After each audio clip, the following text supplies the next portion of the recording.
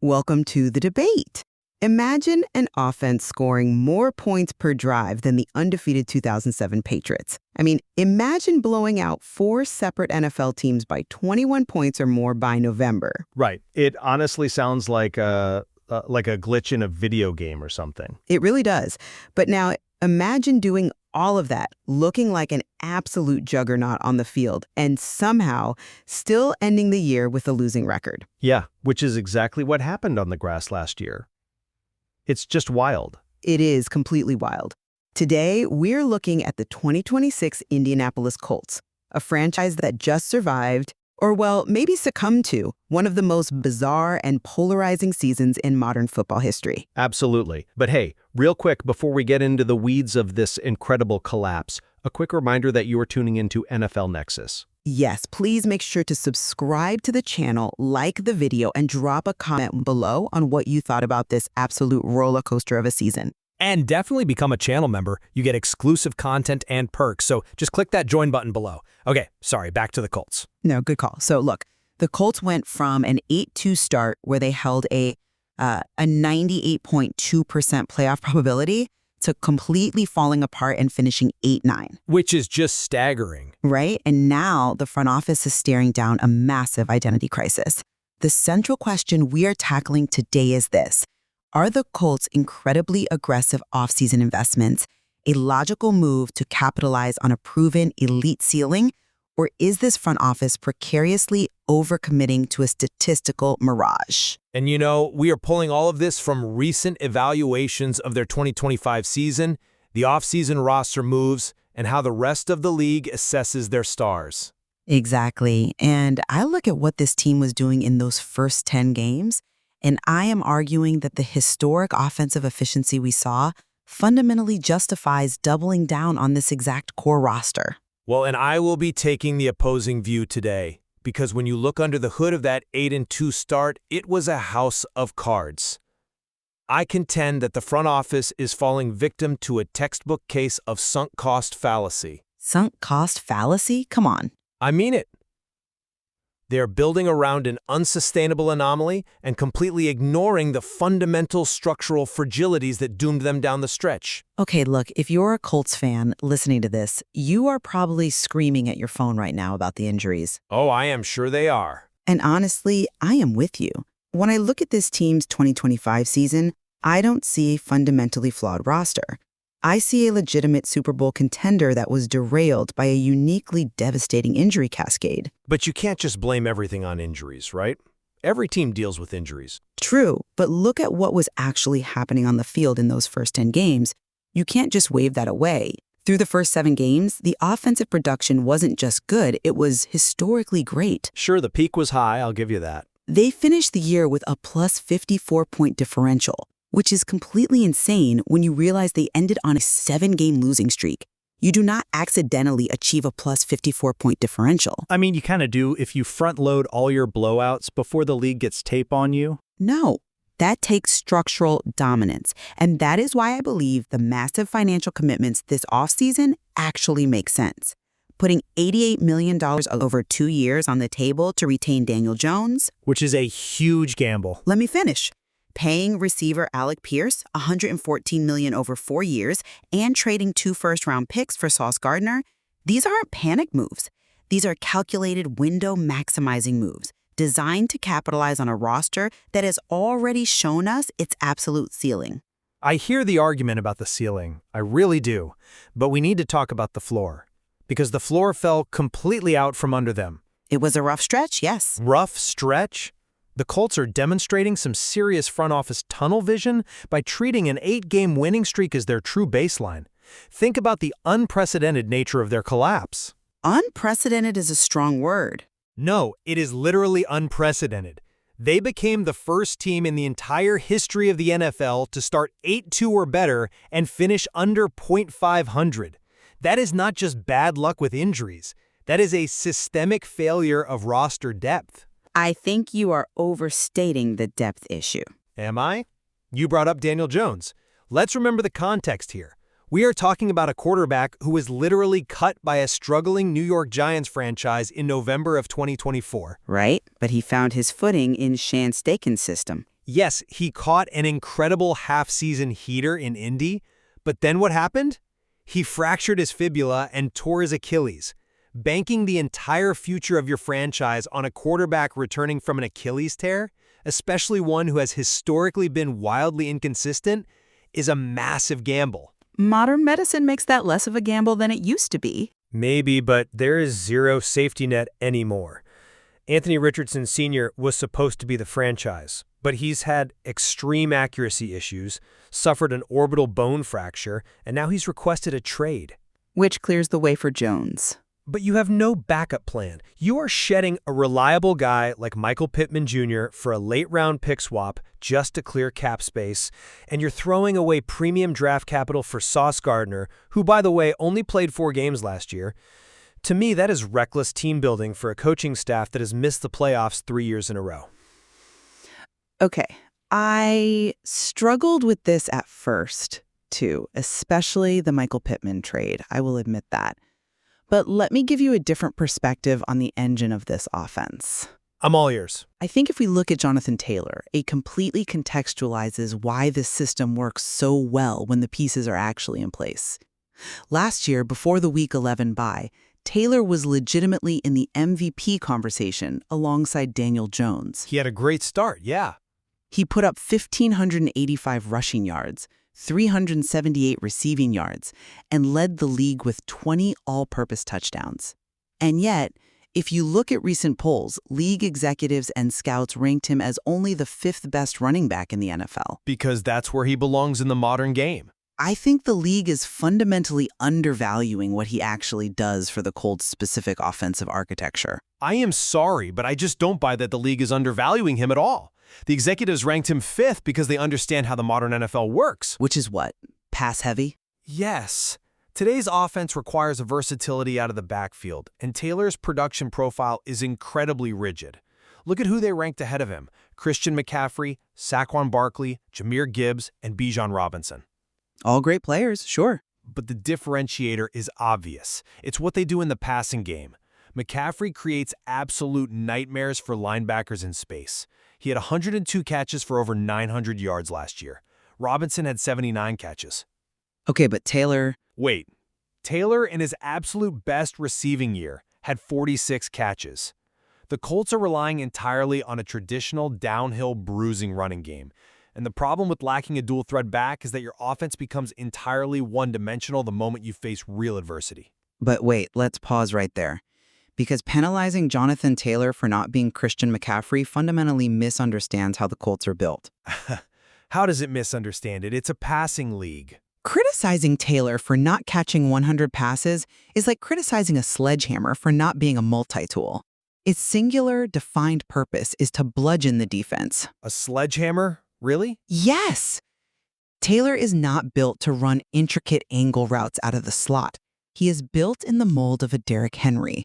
He took on an MVP-level workload with 369 touches. Right, and that takes a toll. But when you put Taylor on the field in a heavy 12-personnel package with 2 tight ends, you force the defense to bring a strong safety down into the box. You force them to play single high coverage. Sure, which Steichen loves. Exactly. And the second they do that, the sledgehammer has done its job.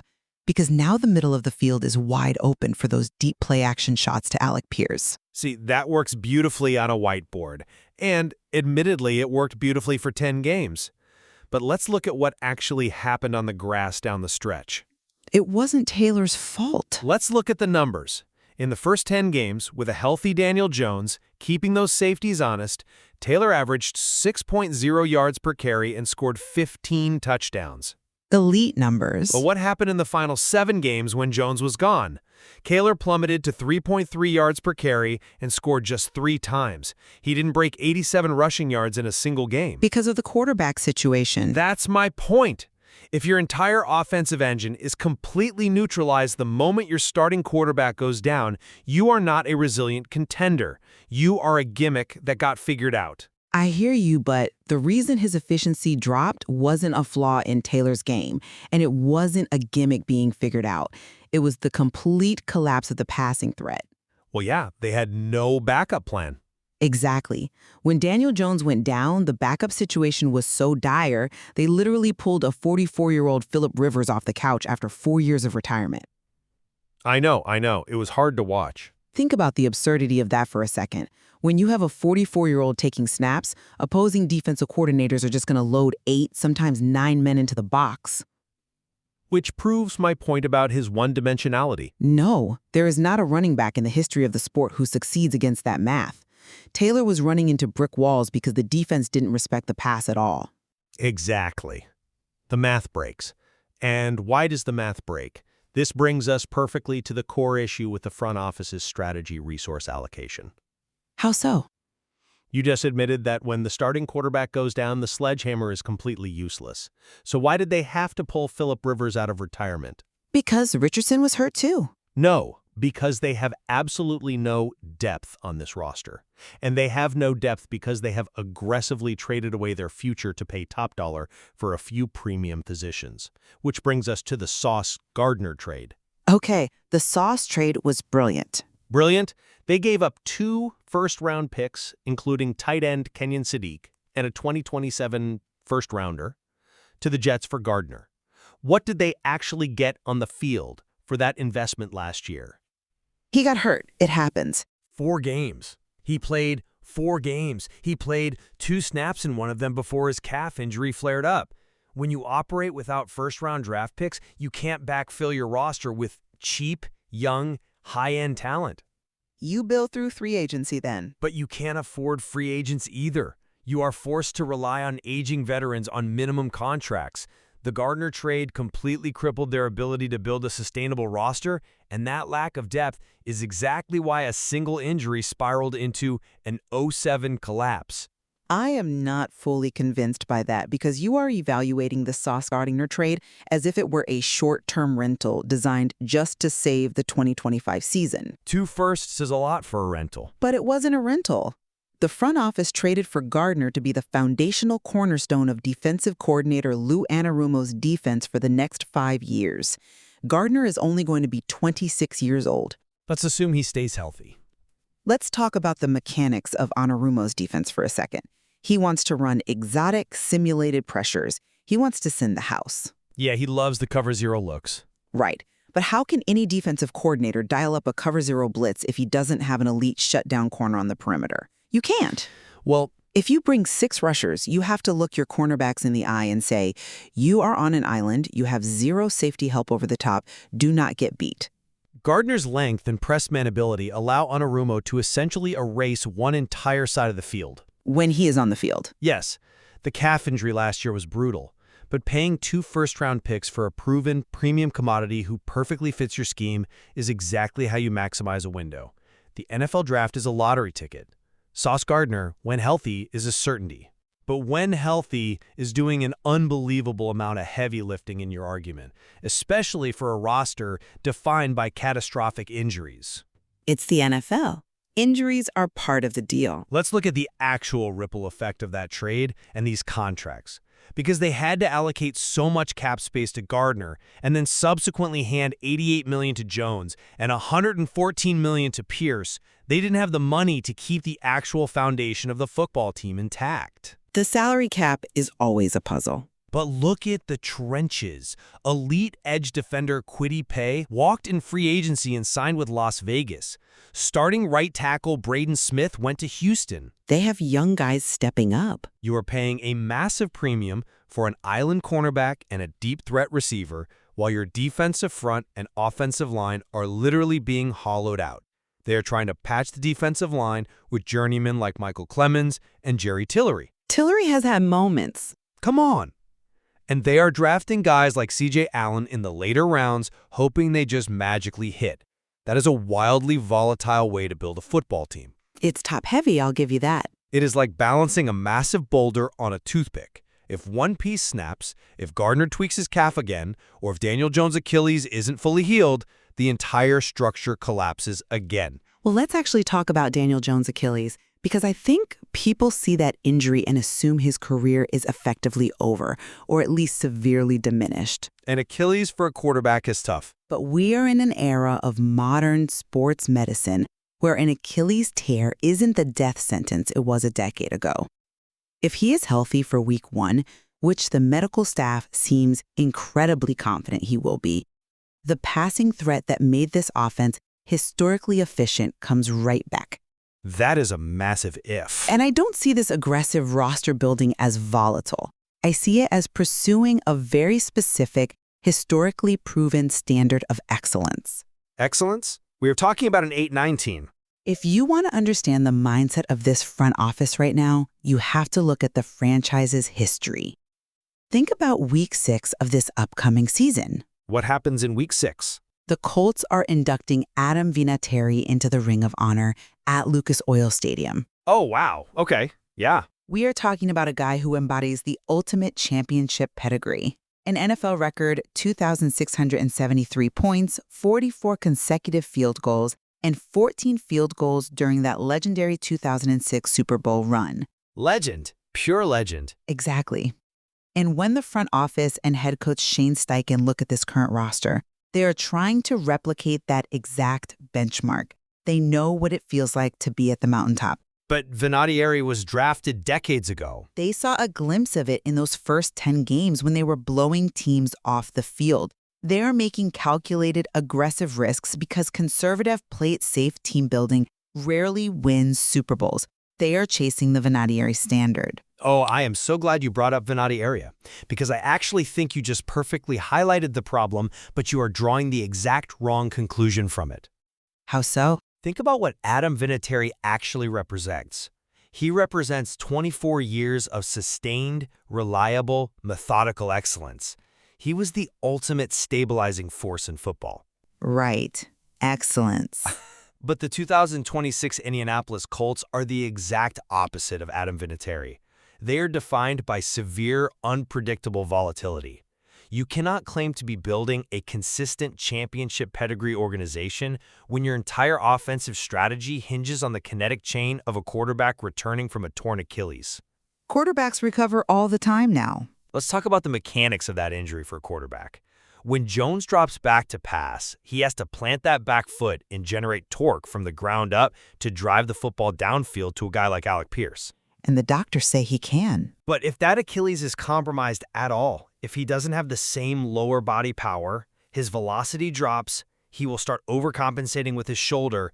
You are betting $88 million that a guy who only looked elite for an 8-game stretch in his entire career after being discarded by his previous team is going to seamlessly return to form. He showed us who he can be in this system. And you cannot claim consistency when your former first-round quarterback Anthony Richardson is sitting on the bench with major accuracy issues demanding a trade. True championship foundations are built on solid, reliable infrastructure. The infrastructure is there when healthy. What the Colts are doing right now isn't calculated risk-taking. It is a desperate overreaction to a statistical mirage. They saw an 8-game streak where everything went perfectly, and they convinced themselves they were the 2006 Colts, completely ignoring the reality that they went 0-7 the minute adversity hit. But you can't just dismiss the 8-2 start as a complete mirage while treating the 0-7 finish as the unquestionable, absolute truth of this roster's talent level. Both of those stretches happened. The 0-7 stretch exposed the lack of depth. And I would argue that the data from those first 10 games is far more reflective of the actual talent on the field when the roster is intact. It wasn't just Daniel Jones playing out of his mind. We saw real, sustainable development from younger players. Like who? The emergence of tight end Tyler Warren, for instance, he ranked 3rd in targets and 6th in receptions among all NFL tight ends, and he did a chunk of that even when Jones missed the final 4 games. Warren is solid. I will give you that. That shows there are sustainable weapons built into the system. And letting Michael Pittman Jr. go wasn't some panicked cap casualty. It was a strategic choice. They moved that money to invest $114 million in Alec Pierce because Pierce's elite vertical speed fits the exact nature of Steichen's deep shot offense perfectly. It's putting a lot of eggs in the deep ball basket. It's putting a lot of eggs in the deep ball basket. If Daniel Jones is planting that back foot and driving the ball, and if Sauce Gardner plays a full season locking down the boundary in Anarumo's defense, This roster isn't a mirage. It is constructed to absolutely dominate the AFC South. If Daniel Jones loses that mobility, or if he hesitates to step into his throws because he doesn't trust the surgically repaired tendon. That's a mental hurdle, sure. Or what if his half-season of brilliant play was just a flash in the pan? Which, let's be honest, his long, inconsistent history in New York strongly suggests it might be. Different system, different coach. But if that happens, the Colts are completely trapped. They have tied themselves to an $88 million quarterback. They have a deep threat receiver in Pierce, who is currently recovering from his own ankle surgery. Pierce will be fine by camp. They have a running back in Taylor, who, as we discussed, can be easily schemed out of the game with heavy boxes if the pass isn't a legitimate threat. And they have a defense that is now missing crucial run-stopping pieces in the trenches. So you think the window is just closed?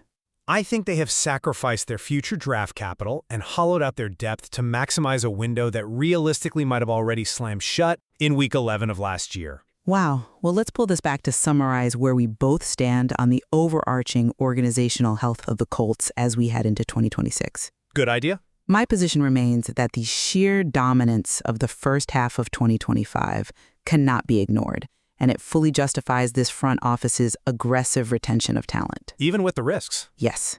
When an offense proves it can score points per drive at a rate comparable to the 2007 Patriots, you do not tear it down because of a bad injury run. You double down. I just can't get behind that logic. The devastating injury cascade masked what was truly a Super Bowl contender. By securing premium assets like Sauce Gardner, Daniel Jones, and Alec Pierce, the front office is ensuring that when the injury luck normalizes this season, that elite ceiling is still right there for the taking. And I stand firm that they are doubling down on a fundamentally flawed roster built on a mirage. The lack of depth created by these massive financial and draft capital investments was exposed terribly during that 0-7 collapse. The lack of a quarterback was exposed. But relying on a quarterback returning from a devastating lower body injury, banking on a defense that traded away its future for a cornerback who has struggled to stay on the field, and leaning on a one-dimensional running game leaves this team incredibly fragile. Fragile is a tough word. It is a house of cards waiting for a strong breeze. The minute the starters get tired or tweaked, the whole thing comes down. Well, though we clearly differ fundamentally on the wisdom of the front office's strategy, I think there are areas where our perspectives definitely converge. Oh, for sure. I think we both agree that the offensive efficiency we saw in early 2025 was historically remarkable. It wasn't just a run-of-the-mill hot streak. It was genuinely special to watch. No denying that. And I think we also agree that Jonathan Taylor remains one of the league's most devastating pure runners, provided the surrounding system is functional enough to keep defenses honest. Absolutely. When the variables align and they aren't facing 8-man boxes because of a retired quarterback, the ceiling is undeniably high. Evaluating team building often requires balancing these incredible statistical peaks against the underlying structural fragility. Precisely. And that balancing act makes the 2026 season the ultimate referendum on whether Chris Ballard and Shane Seichen's gamble was a stroke of absolute brilliance or a disastrous miscalculation. It really does. It's going to be fascinating to watch unfold. It brings us right back to our opening thought. As we watch the Colts take the field this September, the rest of the league is finally going to find out if that blinding light from early 2025 was a franchise entering its prime or just a spectacular explosion right before the collapse. Thanks for listening, and we'll see you next time on The Debate.